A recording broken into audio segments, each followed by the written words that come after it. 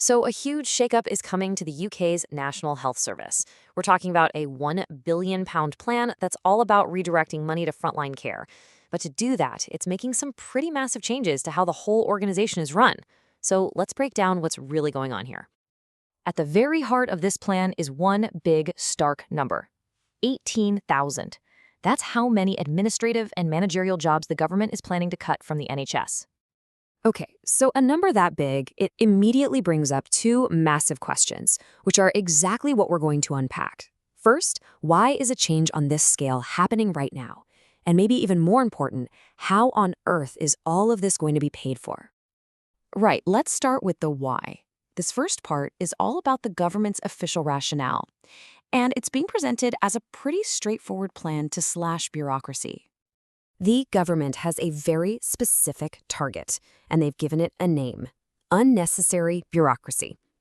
Now, that term is a direct reference to those 18,000 admin and manager roles that are spread across NHS England, the Department of Health, and all the local health boards. And here is the core financial trade-off. It's a spend money to make money kind of deal. The government is proposing a £1 billion one-time bill to cover the redundancies. But the long-term prize, the big goal, is to then save £1 billion every single year, money they say can be plowed back into frontline patient services, freeing up cash for more operations. And to really drive this point home, the Health Secretary, Wes Streeting, has been very clear in his messaging. He said, quote, "I want to reassure taxpayers that every penny they are being asked to pay will be spent wisely." It's a statement that's clearly designed to build public trust in what is, let's face it, a very expensive plan. Okay, so that's the why. But the how, how they're going to find the cash for this, that's where this whole story gets really fascinating. So now we're going to look at the very unique funding solution that's supposed to make this all possible. Because here's the kicker: the Treasury has not given the green light for any new funding to pay for these job cuts. So if they're not just writing a fresh check for £1 billion, where in the world is this money coming from? All right, here's how this rather creative financial juggling act works, step by step. First, the NHS has this giant £1 billion bill. Second, the Treasury says, nope, no extra cash from us. So third, the NHS gets special permission to simply overspend its official budget for this year. But, and this is the all-important catch, it is not free money. The final step is the payback. That overspend will be clawed back from the NHS budget in the years to come. Now, it is really important to understand that these job cuts are not happening in a vacuum. They are actually just the first major step in a much bigger, long-term vision for completely reshaping the NHS. So let's look beyond the immediate cuts and see what that bigger picture looks like. And wow, this vision is pretty radical. The plan also calls for a massive 50% cut in headcount at the Regional Integrated Care Boards. Those are the ICBs, the local bodies that manage NHS services. The end goal is to turn the NHS into what they're calling a neighborhood health service.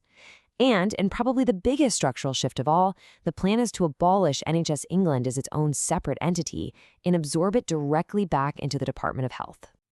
This timeline really shows you the incredible pace of these changes. Right now, today, the funding for those 18,000 job cuts is approved. Very soon, the go-ahead will be given for those 50% cuts to the regional boards. And then, get this, within just 2 years, the plan is to have NHS England fully absorbed back into the Department of Health. That's a rapid and frankly radical restructuring. So, we've covered the what, the why, and the how. But what does any of this actually mean for you, as a taxpayer or as a patient? Let's connect the dots. So let's just quickly recap this whole proposal. First, you have the stated problem: unnecessary bureaucracy. The action taken is 18,000 job cuts, and the intended outcome is £1 billion in savings every year. Then you have the problem of high admin costs. The action is that very unique overspend, then payback funding mechanism, designed to free up cash. And finally, the problem of what's seen as an inefficient structure is kicking off this whole long-term restructuring. When you boil it all down, what you're left with is a massive calculated risk.